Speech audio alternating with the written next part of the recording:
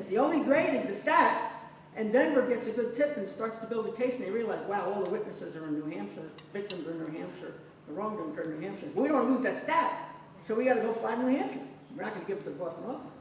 And so the evaluation system created this incentive to, if you started it, hold on to it. And as you've seen in the news recently, the division gets thousands and thousands and thousands of tips every day.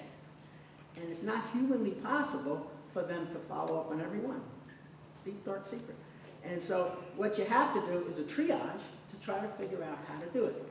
And one of the steps when I became deputy I put in was that upon opening anything, the deputy had to be informed, and the deputy had to determine, is it something that should be investigated, and who should be investigating it, and something about the priority.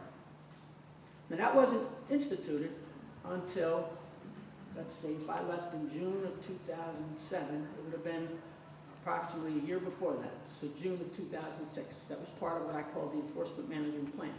But as there's been some news about were tips taken seriously enough and was an investigation thorough enough, SEC's not telling, no information about that, but had this been in place at that time, might have made a difference. If a deputy, if someone had to write a memo, that staff person had to write a memo, you better assistant, you better associate, you better office head, going to the deputy, we're looking into this, this is the priority it should be, this is why we're looking into it, this is why our office is the right office. Maybe it would have gotten, certain investigations might have gotten put in the right place and right posture, but no one knows, I don't know if that would change it. Other steps too, that were put in place exactly at the same time. A 6-month report, where 6 months into every investigation, a deputy had to be notified. What have we accomplished through 6 months? Where does it stand? What do we find? What are we up to? Now, again, that only came around the year before I left. But again, if there is a lack of priority or thoroughness or whatever, it does force, not that the deputy is in a position, because you get like 100 emails a day of this nature, but when a staff person knows that the branch chief has to forward it up all the way up to the deputy, my view was it would improve the quality of those kind of decisions, make them more rigorous, make them more formal, and 6 months at a high level up through the ranks, people are taking a very close look. What have we done so far? What more do we need to do? Is this a high priority? Do we need to put more resources into this investigation? And so that was another thing. Wells notices, before I came, it was pretty informal who decided to Wells, what level. That year, same time period, the deputy had to be informed of Wells notices. And again, a memo had to go to the deputy so that there'd be an effort to formalize that process, because as you all know from public companies, they let the world know they've received the Wells notice.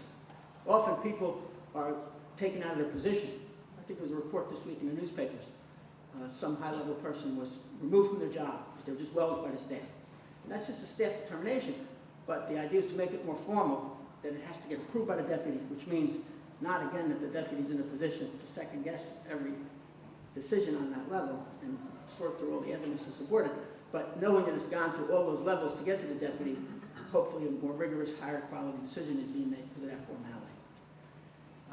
So another thing, it was very decentralized in terms of working on your matter. Pretty much people were assigned a matter and they worked on it. And the idea of picking up the phone and seeing who else is working on similar matters around the country, informally if you had friends, there's 1,000 people in the division, you might do that, but there's no formal process. And what we started was working groups. I tried to start task forces. I was told I couldn't start task forces. And I thought about it for weeks. And I said, how about if I call it a working group? Fine. So, not task force, but a working group. Working groups were started. So at the time, there was a lot of publicity about insider trading, or people getting away with this, it's undermining the integrity of the market, we must do something. So the idea was working group on insider trading, especially hedge funds, because the thought was these hedge funds are doing something. Hedge funds are getting away with murder. And if you undermine the integrity of the market, remember, what the market is people taking their hard-earned money for college, for retirement, for whatever, putting into the market, hoping that somebody else, who they have to trust, is going to do right by it and give them back more than they gave. That's all based on your confidence in the level of integrity of the market. And so anything that undermines that integrity destroys the economic system. And so I felt there was a buzz out in the marketplace, insider trading was going on, so this was an attempt to address it. So every 2 weeks, everybody working on hedge fund insider trading would get on a phone call, talk about what they're working on, best practices, how we're doing it, and through that process, they actually came up with some new technology. First, I didn't think I could mention it, but it was in a new press release that the Philadelphia office issued about a month ago on an insider trading case they brought, and it talked about new methods for detecting insider trading. It used to be most of the cases the staff brought were one-off. They caught somebody, a butler out in Long Island, looked at a fax and made a trade. But all of a sudden now they're bringing network cases where it's dozens of trades and dozens of different companies through a network of different people who are sharing information. And they now have sophisticated algorithms, computer models to search through lots of trading and see unusual patterns, discrepancies that don't really make sense, and being able to follow up on those. And we're seeing the fruits of that with some of the insider trading cases that the Commission's bringing.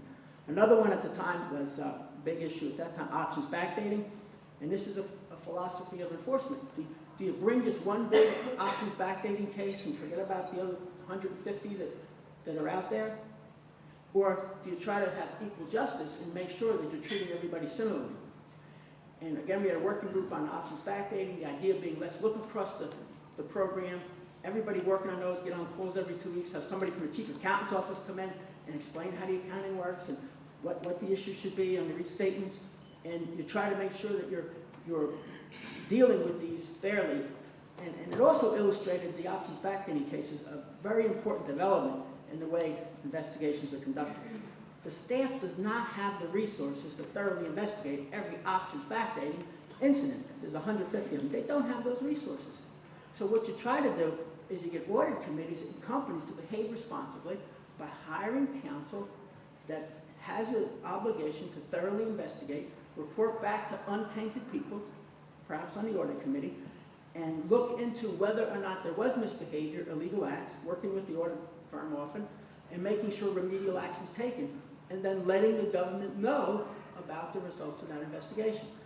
That got somewhat controversial. Congress was up in arms about waiving privileges and forcing people to waive privileges, but in my view, that's very good public policy. These public companies are owned by shareholders, right? They're owned by the shareholders.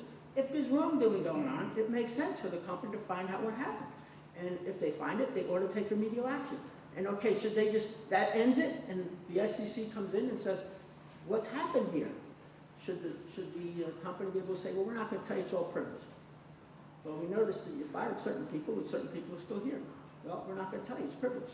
So then the staff has no choice but to then try to use its resources to follow on behind and do its own investigation. And what, 150 companies accused of options backdating? It becomes very difficult.